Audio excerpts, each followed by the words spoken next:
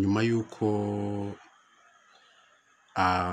Pastor Kabanda Julienne wa Grace Room ahagarikiwe, itorero rye rihagarikiwe cyangwa ministry ye ihagarikiwe ubuzima gatozi, comments zabaye nyinshi, abantu bavuga bati ese koko biriya bintu twabonye abantu bagwirirana n'iki, ese koko n'umukozi w'Imana nyakuri? Abandi bati niba koko ari umukozi w'Imana nyakuri, Imana izamurengera irengera umurimo wayo. Kandi koko nibyo, niba yaratangije Grace Room agamije umurimo w'Imana, Imana ntabwo izamutererana, izatabara umurimo, izarinda misiyo yayo. Niba yaragamije kwikorera ku giti cye, icyo gihe birumvikana ko Imana ntibiyireba. So aka kanya rero tugiye kurebera hamwe ese abapotre tubona, abapotre Gitwaza, abapotre Mignone, ba Pasteur Julienne, ba Pasteur Antoine Rutayisire, ba Pasteur n'abapotre bose tubona mu Rwanda n'ahandi, ese mu by'ukuri n'abakozi b'Imana nyabo, cyangwa bamwe muri bo ni abantu bikorera? Umuntu akaza agashinga itorero mu mutima azi neza ko ari business ashinze yo kuzajya collecting amafaranga nta gishoro, yashoye umunwa gusa. Ariko ntitwakurenza ko hari abandi koko bashobora kuba babirimo bakorera Imana nyabyo. So tugiye kurebera hamwe ni ibiki biranga umukozi w'Imana nyawe,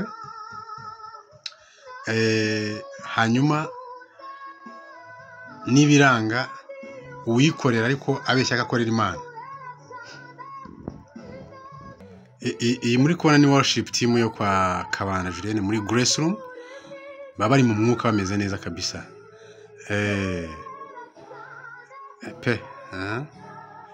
So reka turebere hamwe, ariko mbere yuko dukomeza turebera hamwe ibiranga umukozi w'Imana nyawe,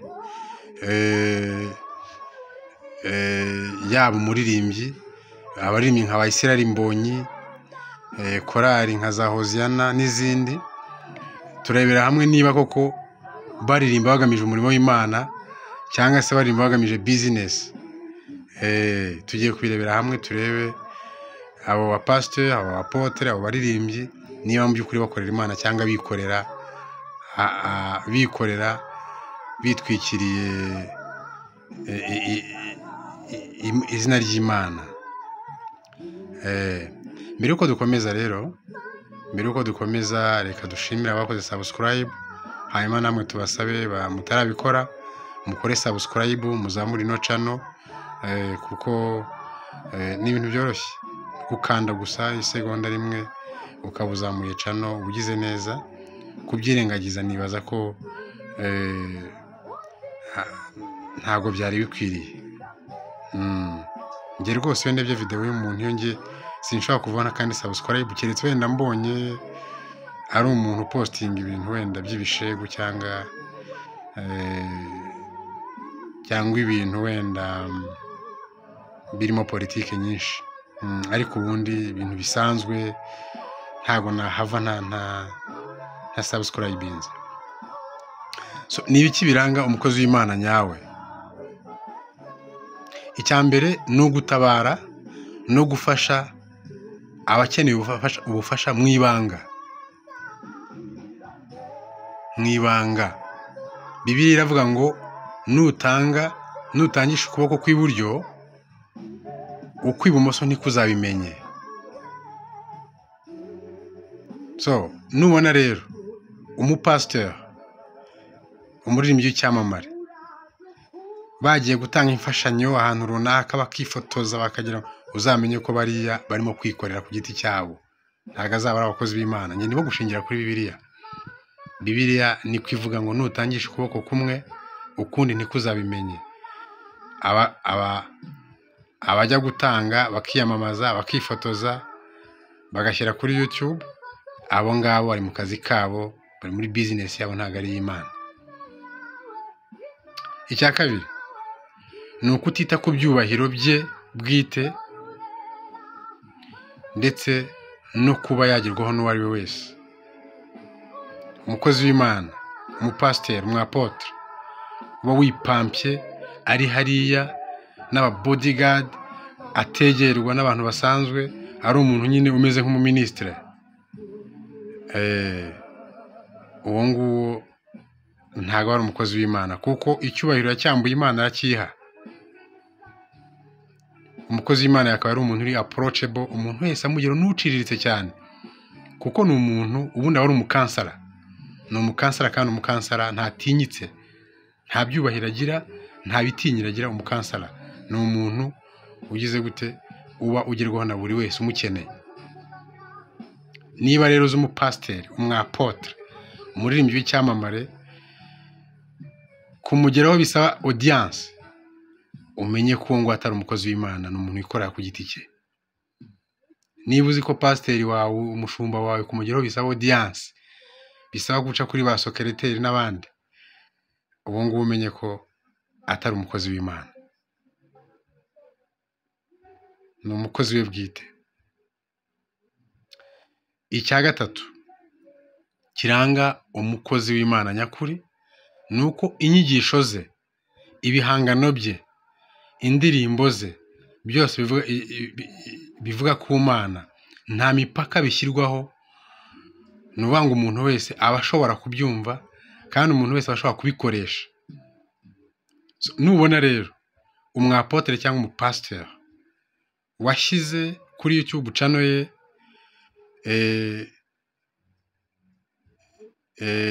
tuvuge igiteraniro runaka, wakidownloadinga wagishyira kuri YouTube channel yawe bakagutera copyright, uzamenye ko wa muntu yikorera, kuko yakaba yareka umuntu wese akakigeraho, ndetse yabagize amahirwe umurimo w'Imana utejwe imbere igihe abantu benshi bashyize cya giterane kuri YouTube channels zabo no kuri post zabo, abantu benshi bakabibona, akamamaza ubutumwa bwiza bw'Imana. Niba rero umuntu agishyiraho akagikoda cyangwa se akagishyiraho copyright, ukaba utemerewe kugisharinga ku bandi, ukaba utemerewe kucyaploading, uwo muntu misiyo ye ni ukwikorera, ni amafaranga yamuzanye, ntabwo arimo gukorera Imana. Niba umuririmbyi runaka nka Israel Mbonyi, reka nguhe urugero, uzafata indirimbo ya Israel Mbonyi uyidownloading, uyaploading kuri YouTube channel yawe, nusanga iyo ndirimbo iriho copyright, uzamenye ko uwo Israel Mbonyi adakorera Imana, ni umukozi we ku giti cye, kuko yakaba yereka ziriya ndirimbo ze nziza zivuga iby'Imana zikagera ahantu henshi naho atabasha kugera, abantu bakazihamugereza. Ubwo abo nabo ntanzeho ingero, uzarebe niya Hoziya, niya korari Hoziya nibigenze gutyo, nusanga iriho izo limite, uzamenye ko barimo kwikorera ku giti cyabo, ntabwo ari Imana. Kuko iby'Imana ntibicuruzwa, iby'Imana ntibigurishwa. Umuntu ugurishwa iby'Imana, abagurisha amasakaramentu, ni abakozi babo ku giti cyabo.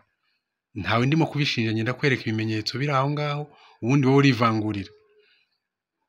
Ese mu bapasiteri tuzi, Apotre Mignone, Pasiteri Julienne, n'abandi batandukanye, wowe uze kwivangura umenye ngo uyu nguyu ni umukozi w'Imana kubera ibi bimuranga, uyu siwe arikorera ku giti cye yitwaje Imana kubera ibi bimuranga. Icya kane kiranga umukozi w'Imana nyakuri ni uko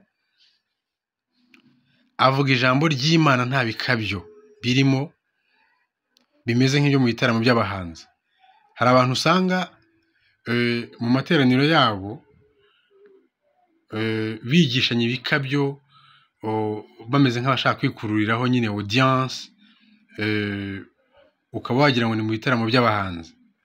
Bariya abantu ntuzabacire urubanza, ariko uzabaduteho, kuko akenshi abashaka kwikururiraho igikundiro aho kugikururira ku Mana. Baba bagamije kubaka ubwamamare bwabo, abo rero barimo gukora ku giti cyabo. Icya gatanu, umukozi w'Imana nyakuri ntakenera kurindwa n'abantu kuko yizera ko Imana ihagije.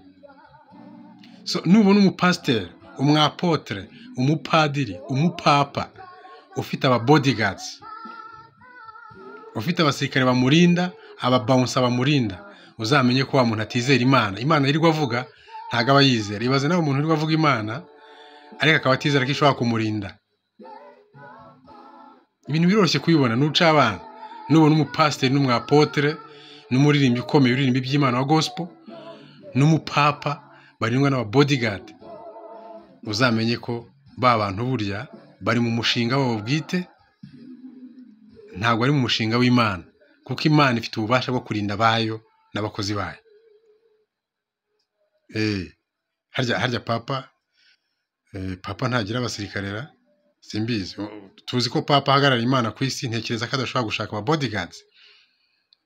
Niba abafite mukora ubushakashatsi nimusanga bafite, hari aho nasomye ngarindwa n'Abasuwisi ngo bakabuhariwe aba special forces.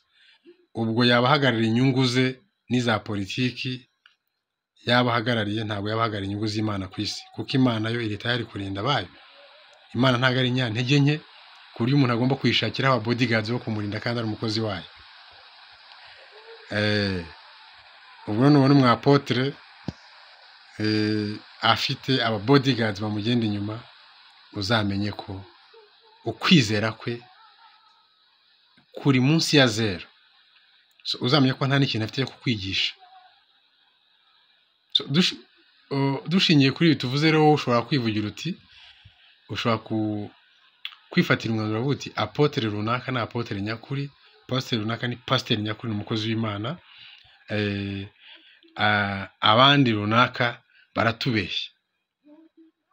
Baratubeshya kubera ko iyo batanze ubufasha barifotoza bagashyira kuri YouTube kandi Bibiliya bibuza.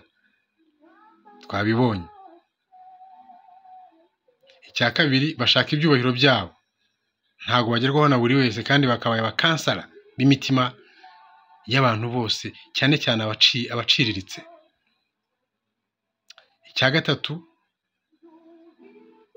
indirimbo ze, ibitaramo bye, ntabwo umuntu wese yemerewe kubigeza aho ashoboye kubigeza. Yarabyikubiye. Uwo muntu arikorera ku giti cye, ntakorera Imana. Icya kane, kwigisha kwe kuba kumeze nk'uko mu bitaramo by'umuziki harimo ibikabyo byinshi bigamije kwikururira abaho abafana, abameze nk'ushaka abafana, kandi mu by'ukuri yakaba yashakira abafana Imana aho kubishakira.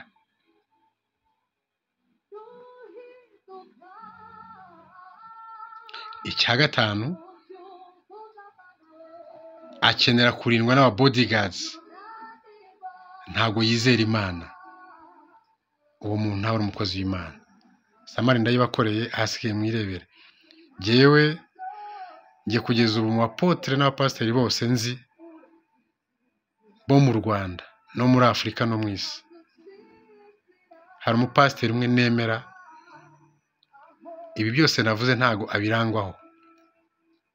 Ni umupasiteri witwa Antoine Rutayisire, pasiteri Dr Antoine Rutayisire rwose. Sinanjye gusa, na sondage nakoze, abantu mu mabisi bavuga bati umupasiteri umwe tuzi ni pasiteri Antoine Rutayisire, abandi ni ukubeshya.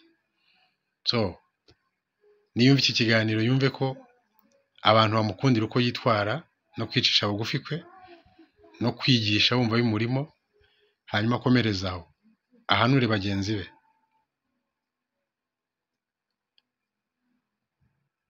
Reka rero dusoreze ahangaha.